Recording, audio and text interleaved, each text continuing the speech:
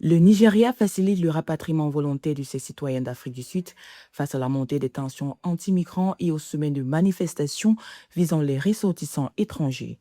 Cette initiative intervient alors que l'Afrique du Sud accueille environ 2,4 millions de migrants internationaux, soit 3,9% de sa population, selon les données officielles du recensement, ce qui souligne la persistance des pressions migratoires.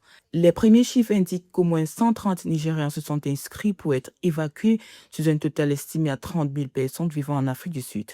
Parallèlement, les autorités sud-africaines ont enregistré plus de 109 000 expulsions ces 2 dernières années, témoignant d'un durcissement des contrôles.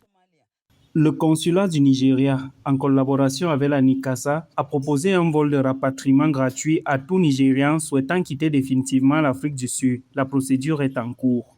Au-delà des évacuations immédiates, cet épisode révèle des tensions structurelles plus profondes en Afrique du Sud. Les données officielles du Statistics South Africa font état d'un taux de chômage d'environ 32%, le chômage des jeunes dépassant les 40%. La pression persistante sur le logement, la santé et les services publics continue d'alimenter le sentiment anti-migrant dans certaines parties de la société sud-africaine, provoquant périodiquement des violences et des tensions diplomatiques à travers le continent. Je crois que la principale raison de notre présence ici aujourd'hui est de réaffirmer notre position. En tant que peuple sud-africain, nous sommes exaspérés par des millions d'immigrants illégaux qui ont afflué dans notre pays. En réalité, personne ne sait combien d'entre eux circulent ici sans papier, mais ils sont présents à chaque coin de rue, même dans les zones rurales.